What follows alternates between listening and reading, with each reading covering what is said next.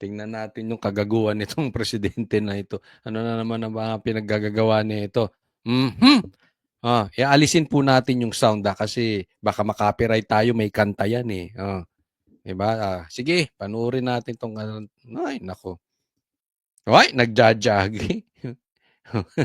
Kung ikaw ba naman hindi ka isa't kalahating tanga, magja-jogging ka nakabarong, naka-slacks,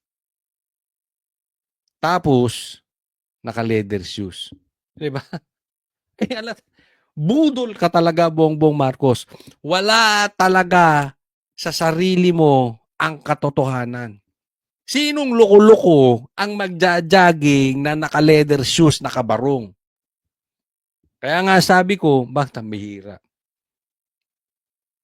Ang suot ng magnanakaw ngayon, barong. Ang suot ng mga nagja-jogging at nag-exercise, barong. Ano kayang susunod? Tapos, yung sekretary mo, ang hinuhuli, nakahubad. Ang hirap ng mundong ito. Ang hirap sa Pilipinas. Baligtad. Yung mga nakabarong, ang hindi hinuhuli, samantalang sila yung magnanakaw. Di ba? Tuloy natin to. Ayan. Ang haba nun dyan. Ang haba no. Healthy na siya nun. Healthy na. Yan na, healthy. Yan no, ang walang cancer. Hindi ko sinasabing may cancer siya. Wala po ako sinabi sa vlog kung may cancer siya. Hindi mo kami nabudol sa pa-cancer mo ng ganyan. Ibahin nyo si Coach Oli News. Wala ako sinabing may cancer siya. Pero yung sinasabi niyang healthy siya dahil nag-jogging siya ng ganong kaiksi, tanga. Tanga lang ang magsasabi noon. Di ba? Ganong kaiksi. Sabi ko nga sa inyo, yung iba nagbabasketball pa. Yung iba nga, di ba may basketball player, may age nga. Nagbabasketball pa, naggo-golf pa.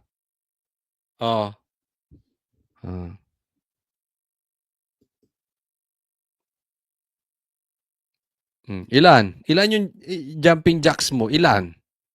3?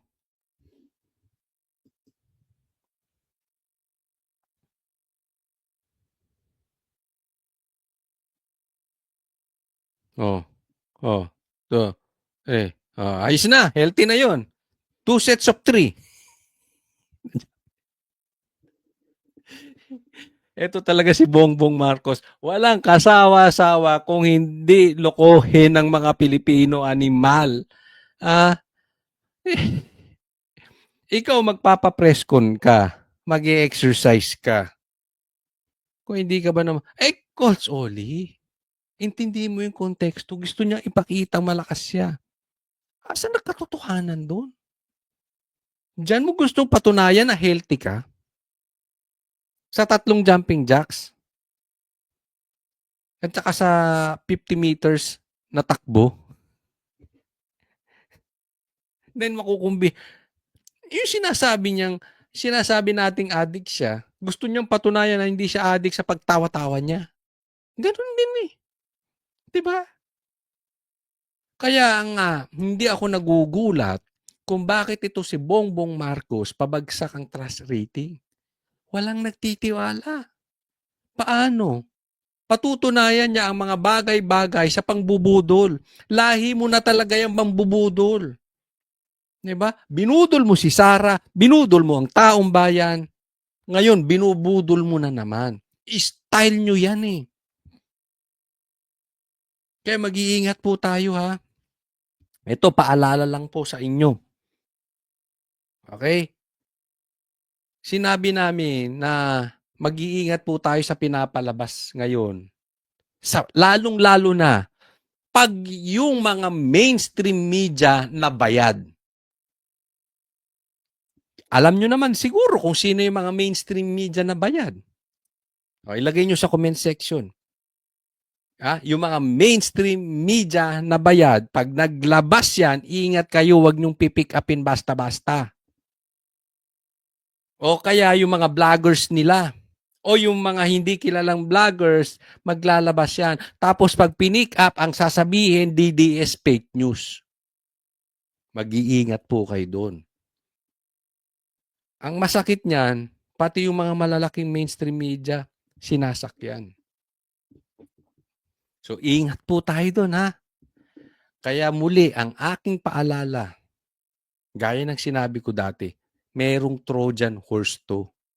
Style na nila yun magpapain. Kaya hindi ako magugulat as we get closer to 2028, may mga vloggers na i-inject, kunwari DDS. Magpapakalat ng fake news. Tapos pipick upin naman ng iba. Tapos pipick upin ng mga DDS. Tapos sasabihin fake news. Pero yung nag-inject, kakampi nila. Ingat po tayo dyan. Okay? Ingat, ingat. Paano nyo mache-check?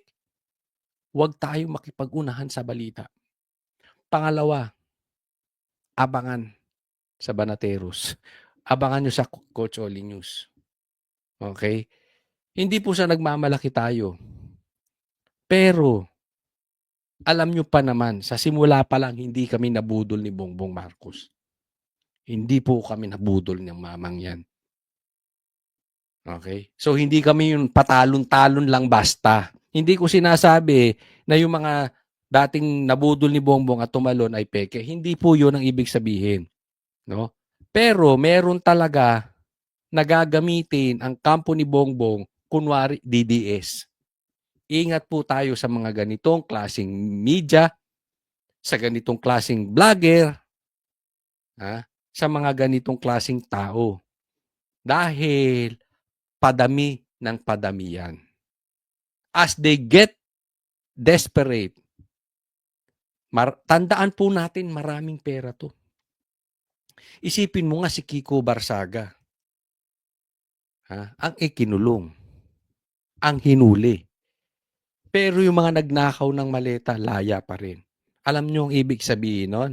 Dahil malaki ang pera. Madaming pera. Sinong iniimbestigahan ngayon? Sinong naka-impeach? Ang iimbestigahan sa Kamara? Si BP Sara. Nang usapin lang ay 150 million confidential funds. Etong mama sa harap ninyo, magkano confidential funds nito? Hindi imbestigahan.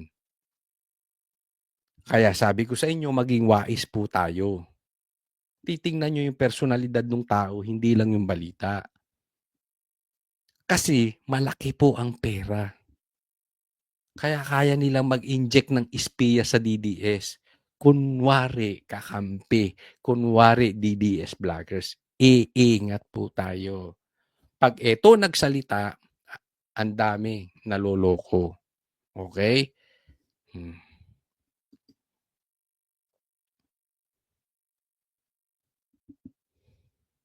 Yan, okay na siya niyan, no? Diba? You are a clown. Ano yan, 50 meters, 100 meters? Healthy na? Clown to. Ang presidente natin ngayon, clown. Diba? Siguro, Bongbong, ayusin mo yung pagtaas ng presyo ng gasolina. Doon po tayo mag-focus. Hindi yung pakikipaglaban mo sa propaganda. Yung pagtatanim ninyo ng hindi magagandang mapatunayan nyo lang na maayos kayo. Ay, walang pakialam ang taong bayan. Mamatay ka, healthy ka, walang pakialam. Ang pakialam ng taong bayan, ibaba mo presyo ng gasolina. Matigil yung pagnanakaw. Hindi kung ano yung mga ano yung ganyan.